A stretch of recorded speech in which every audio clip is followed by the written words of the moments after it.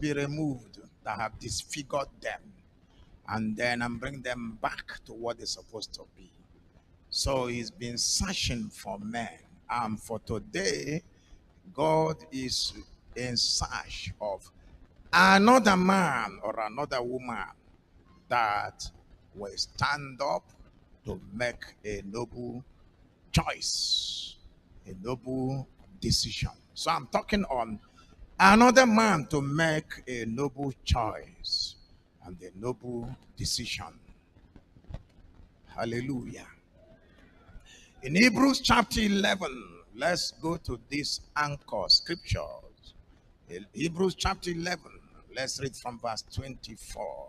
When you read the whole of Hebrews from chapter 11 to verse 1 to verse 40, you will see men that made decisions that affected their destiny and destiny of others. People that we can say that they are fathers of faith, people that their lives have a lot to teach us.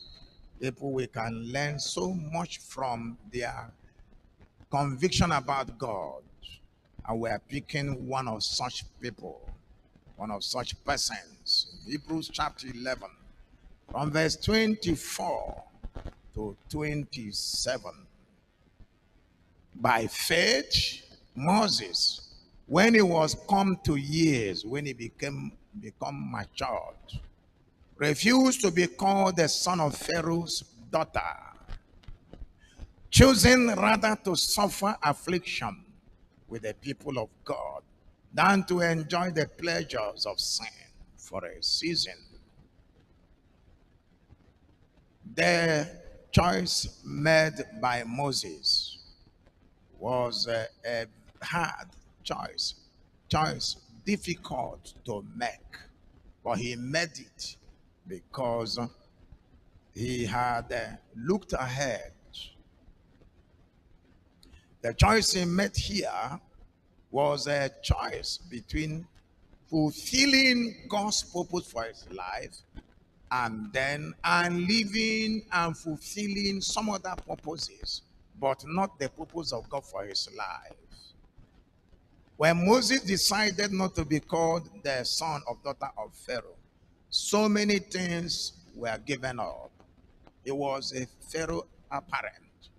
There was so much to enjoy by being Pharaoh's daughter's son. There was so much to enjoy, both physical, financial, physically, financially, materially, and name it, honor, respect. To be a son of Pharaoh goes with a lot of things to enjoy. But Moses had to stand his ground and took side with God's people and rejected all the offer, all that he was to enjoy, and signed up for the people of God, accepted to suffer shame and suffer disgrace. Can you imagine a person that was once living in the palace, a prince, now wandering in the bush, in the forest? It was in the course of wandering in the bush, he stumbled into the children of the man eventually married his one of the daughters. So now verse 25, choosing rather to suffer affliction with the people of God than to enjoy the pleasures of sin for a season, esteeming the reproach of Christ greater riches than the treasures in Egypt. Egypt was really a place of great treasure, for he had respect unto the recompense of the reward. So by faith he forsook Egypt, not fearing the wrath of the king, For he endured as seeing him who is impossible. Sorry, invisible rather. He endured as seeing him who is invisible. And so, I want us to know that our choices and decisions in life have a way they affect, they determine what we will become. And I want to let you know that whatever your generation will be the outcome of your choice and your decision today. If you find yourself that in the family you are coming from, that nobody is doing well, everybody is suffering, so many things are working against the family, that thing is working because of decision that somebody took, wrong decision. Then you now come to another family and you find that things are going well for these people. It is because of decision that somebody took. The generation of Abraham till today are enjoying the protection of God, the provision of God, and name it, courtesy of the decision that was taken and choice that was made by Abraham in Genesis chapter 12. And God called Abraham, and Abraham responded to the call. And at another time, God demanded a sacrifice of Isaac, and Abraham responded to it. And then God made a vow to Abraham and said, in blessing, I'll bless you. In multiplying, I will multiply you. And in Galatians chapter 3, verse 13 and verse 14, Abraham, the death of Jesus on the cross is said to open us up to the blessings of Abraham, that the blessings of Abraham might come upon the Gentiles. Now, one man's correct and noble choice and decision can affect generations of people following. And one man's wrong choice can equally also affect generations of following. And therefore, the choice you make and decision you take now matters a lot. In Joshua chapter 24, Joshua said in verse 15 in particular, let's see what is said in verse 15. Joshua chapter 24, verse 15.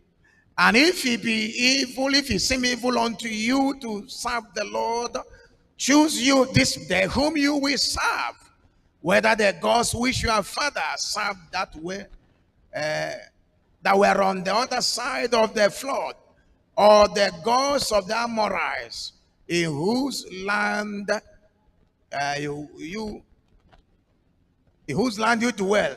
But as for me and my house, we will serve the Lord. That was Joshua's decision. He threw it open to the people to make a choice and decide.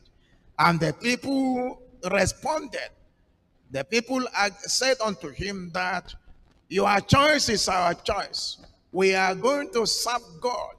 And Joshua brought them to a point where they had to make a covenant with God of serving the Lord. In Deuteronomy chapter 30, can we read from verse 15? See, I have said before thee this day life and good, death and evil.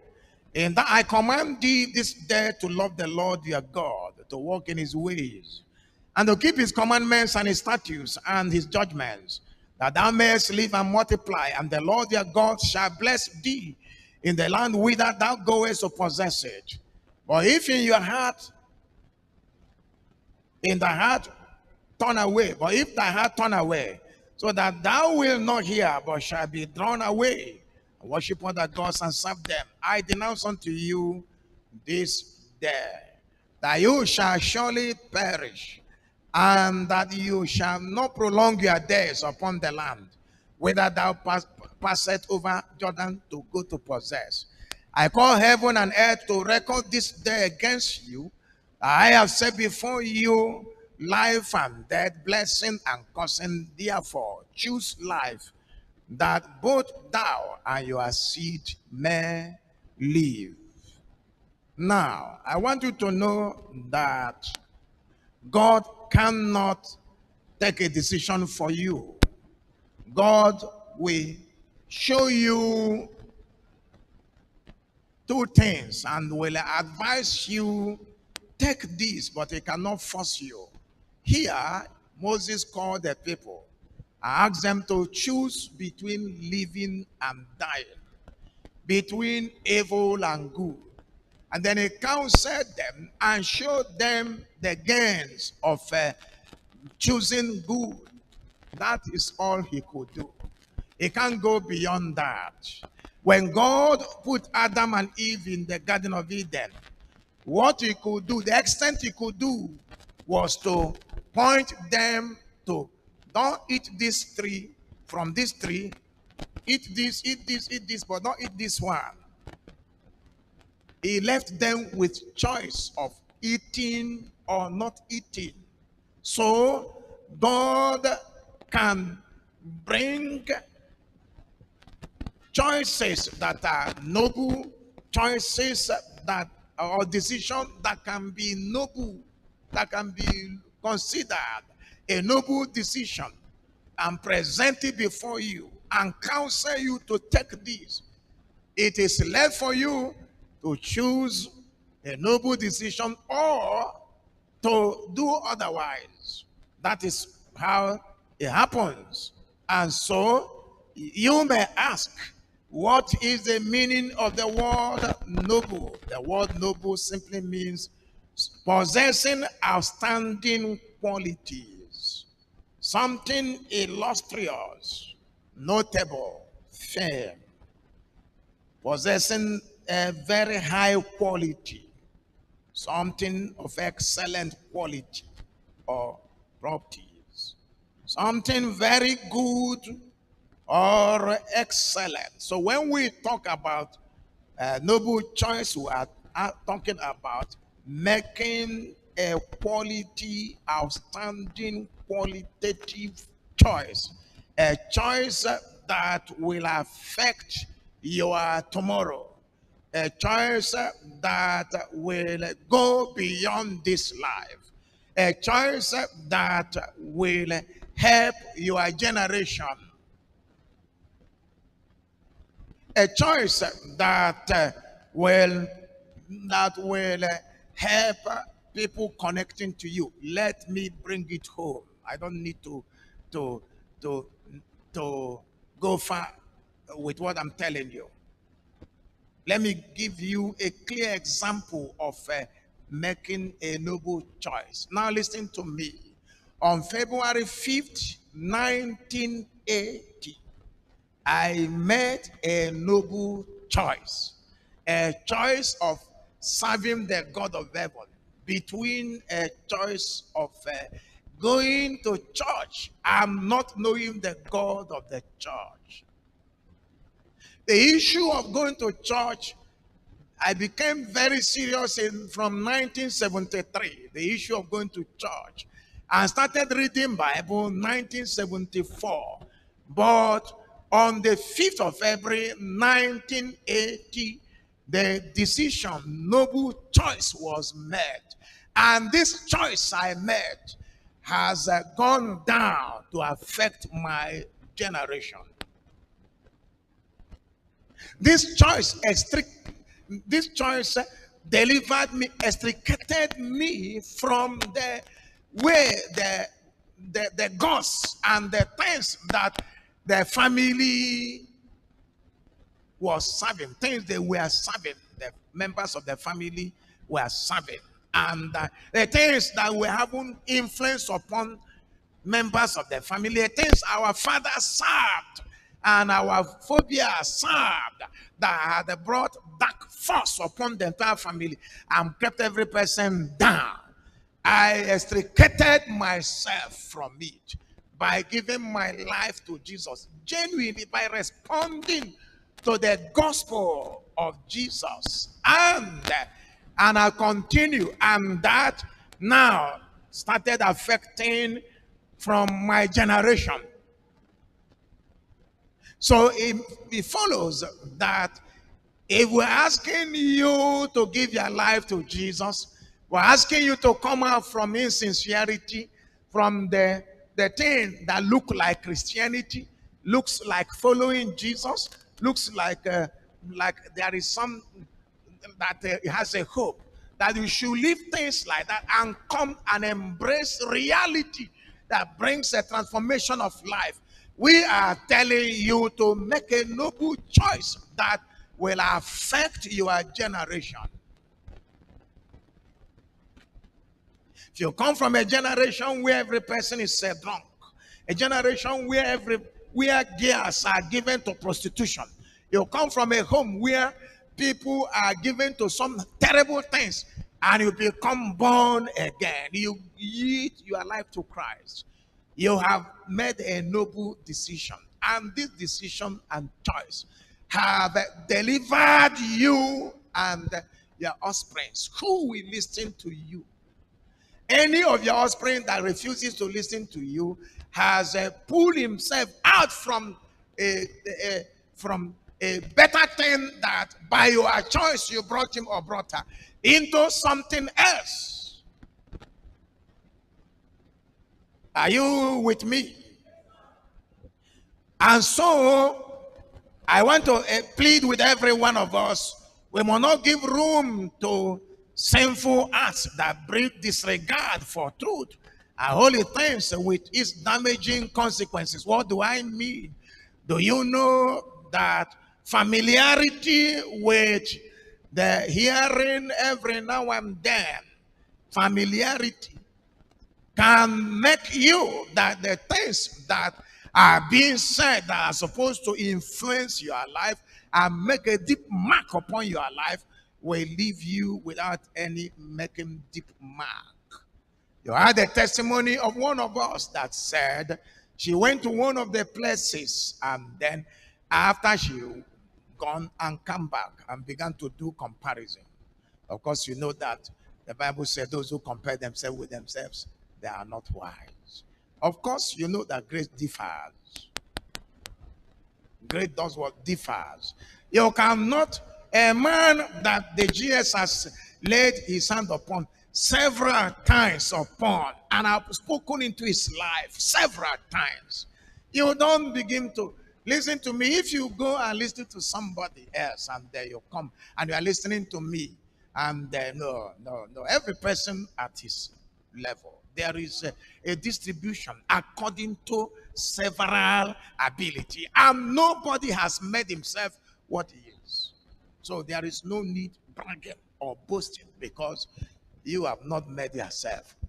The hands that were laid upon me that brought the grace into my life could have been laid upon another person. And if that is done to another person, the person will be enjoying the insight and what have you that we can bring. Are you listening?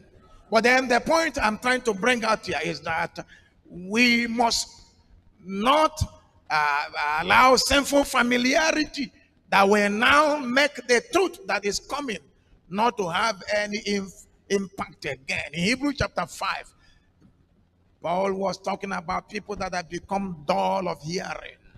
Chapter 5 and verse 11, of whom I have many things to say, I had to be uttered, seeing you are dull of hearing. These people were supposed to be teachers, and yet they need somebody to teach them again, which be the first principles of the oracles of God, and have become such as have need of milk and not of strong meat. So we must not allow things like that. We must know that to whom much is given, much is what required. Luke chapter 12, 47 to 48. And I tell you, Every now and then, God is bringing uh, much to us. In Second Chronicles chapter 15, 1 to 7, he said, Israel for a very long time have been without a teaching priest, but I can tell you that it's not so with us. We have a teaching priest. Am I right? We have teachers of the word of God. And Isaiah chapter 30 and 19 and 20, God said unto the people of Israel, even if I withhold giving you bread, yeah, he so draweth near unto the grave, his life to the destroyers. If there be a messenger with him, and what is the next? An interpreter. Somebody's soul is drawing to grave. Somebody's life is heading to destruction. Somebody is going in the way of destroyers. He said the only time that can save the man is that if there be a messenger that is with him, an interpreter, one among 1,000, to show unto man his uprightness. If there's anybody that can take up the Bible and interpret it correctly and efficiently for you to understand, he said that is what will save you from the destroyers. So if you leave teachers of the word and you get connected to those who are jumping up and down, you are putting your soul at risk.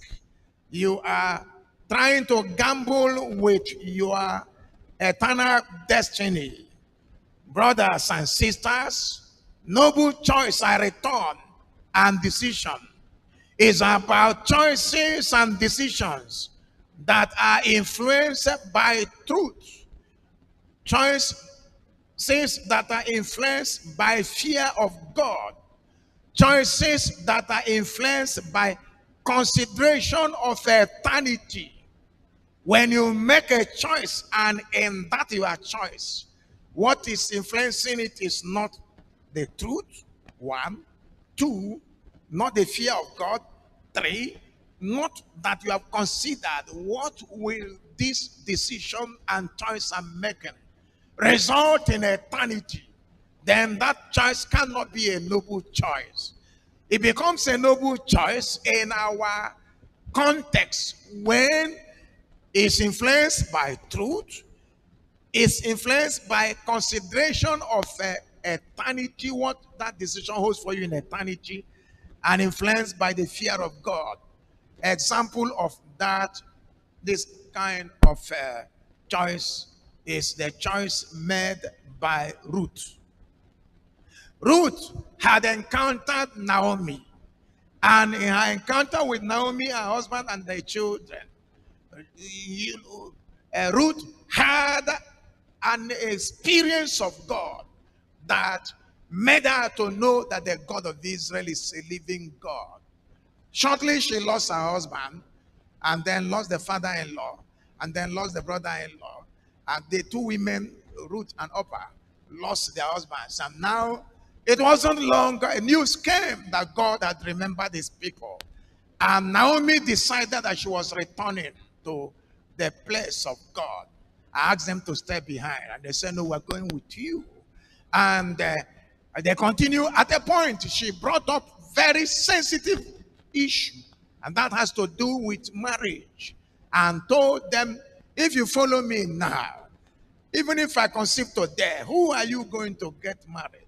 Will you wait for the child to grow before you get married? My daughters, go back to your God. Go back to your people. Go and get married. And Ruth said, don't entreat me to go back. Your God will be my God. Your people will be my people. Where you die, I will die. Where they bury you, I'll be buried. That is a noble choice. This choice brought Ruth into the genealogy of Christ. Ruth being one of those people that now through her seed, Jesus Christ came into the world. Ruth begat Obed. Begat, I think Jesse, Obed. Obed begat Jesse. Jesse begat David. What an honor to be in the genealogy of Christ. And that was because a noble choice was made. The other decided to go back, and that was where her story ended. There are people that have taken decision that rather than, than making their story to continue to be heard, the story of their lives turned negatively. And they are ashamed to reverse. But you know, the prodigal son made a nasty choice, a nasty decision. When the thing came upon his head and he discovered that his life was going, his future was under threat, he decided and swallowed his pride and swallowed his shame and decided, I will go to my father. I will tell him, I'm not worthy. That was how, from nasty decision that put him into nasty trouble, toward a noble decision that put him back to a better life. Praise God. So, the people of Joshua's day equally took a noble, made a noble choice. Now, in Exodus chapter 32, 26 to 29, we have a story of how Moses had gone to the mount and have spent 40 days. And by the time Moses was about coming down, the people have gone into terrible idolatry, which God hated.